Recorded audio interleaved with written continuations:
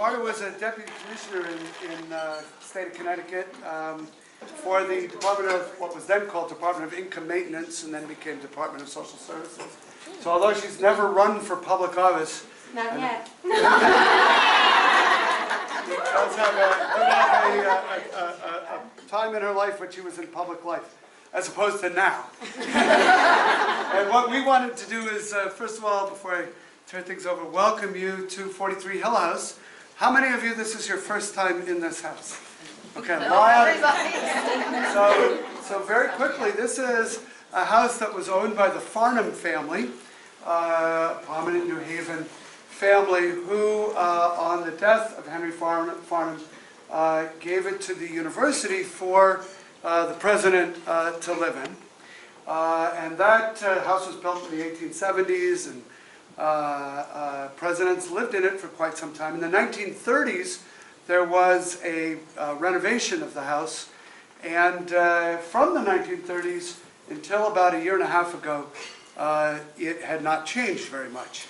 And it got to the point about 2 years ago where when guests would stay at night, we'd hear in the morning that they had to go to their car to get a blanket because they things like this. So a wonderful donor whose family has done many things here at Yale stepped in and provided the funds for a renovation of this house.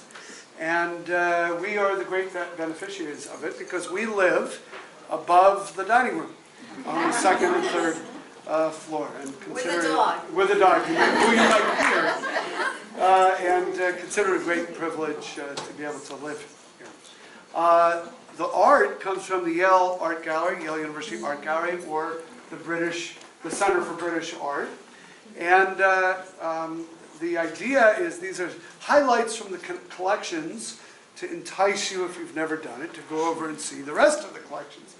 And when Marta and I first moved in, we had to get used to the idea that there might be a 19th century British landscape hanging next to 18th century portraiture, 20th century contemporary piece. And when we first moved in, it was just a little jarring, and we realized the reason why it's jarring is because we're so used to seeing art like this in a gallery, organized by period and place, and not in the living room. And so the first event we had, the dean of our art school came, and he walked in here and he said, "This is fantastic!" And I said to Marta, "He thinks it's fantastic."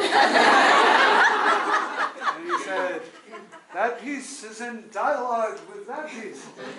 And I said, "As long as it's a dialogue, it's fine. If they're shouting at each other." Anyway, we consider it a great privilege. And if you're interested in the art, you'll find on many of the tables a little booklet that will tell you what you're looking at, and you can give yourself a little tour, a little walk around.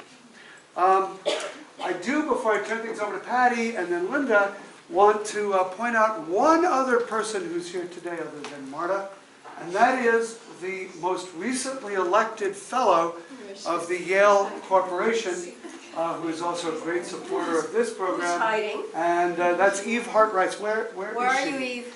There she is.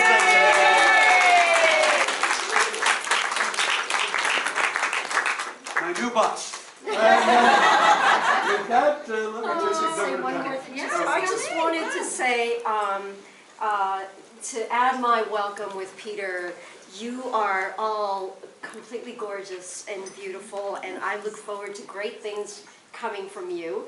Lesson number 1 in being able to run for office is to pick an androgynous partner who understands women's issues to the hilt. I was waiting to see where that was going. And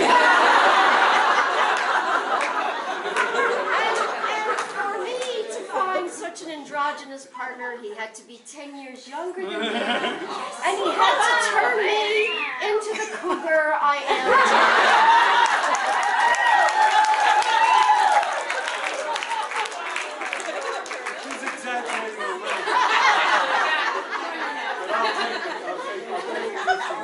Patty! I don't know, how do I go after that? Are they amazing or what?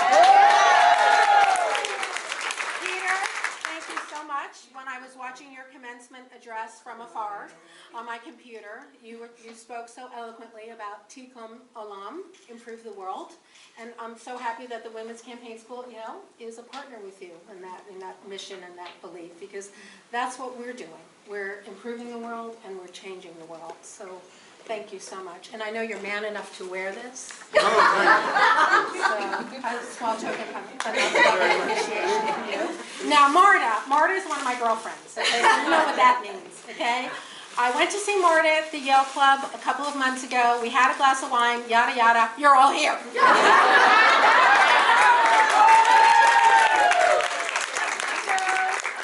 her spare time, she's one of our Women's Campaign School at Yale ambassadors. I can't thank her enough. Marta, you are marvelous, darling. Thank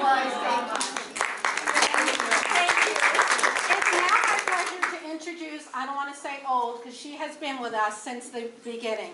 22 years, Linda Lorimer was there for us on times when it was not pretty. It was kind of the sausage-making years, again, being Italian. But Linda has been with us through thick and thin, and better, and we are fabulous because of her support. But the thing that I love many things about Linda, but the thing that I love about Linda is that she knows and appreciates that we are all women of the world, and she is a woman of the world. And so she so gets us, and I'm just so grateful to her for being such a long-time supporter. We love you, Linda Lorimer.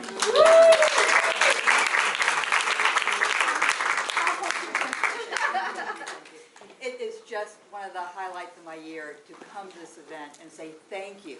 Thank you not only for coming to the Women's Campaign School, but thank you much more importantly for what you are doing. I remember very well 22 years ago when this wonderful woman and that wonderful woman came to see me with this dream. Could we imagine at Yale, this sort of bastion of male activities for 3 centuries, to engage and bring the women in? And I really think both Andrea and Kate deserve a huge shout out for having this. And Kate, being a senior professor at the law school, said, well, you know, around here the most important thing is real estate, that she could liberate the law school to be supported, and they've been there for 22 years. And why is this so important? Yale has had a tradition, we like to think, of helping to educate those who go on for positions of leadership in all sectors of society.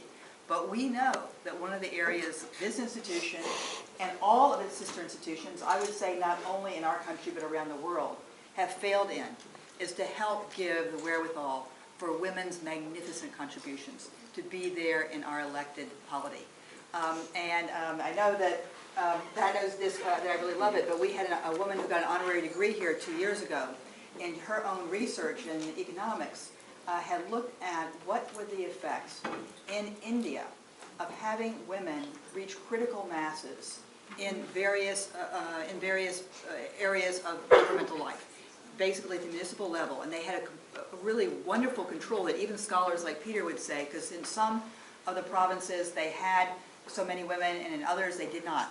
And what they found, which I think is not a surprise to anyone in this room, but the actual agenda for what was accomplished by those municipal organizations that had a critical mass of women was different. Because women looked at the long, if you will, trajectory of how to improve the lives of their community, starting with those who are most vulnerable, starting with those who are children, and that they put on the top of the roster having clean water, having good schools, and having basic health care for everyone. And it turned out that not much money went into anyone's individual pocketbook. They went directly into the civic welfare. So this is only promised from halfway around the world, a world that you all are leading in so many countries represented here, to really go on and help the collective welfare. So you are improving the state of the world, and we are with you. And now we've been doing this so long that we have great role models who have come through here. I'm sure you'll be hearing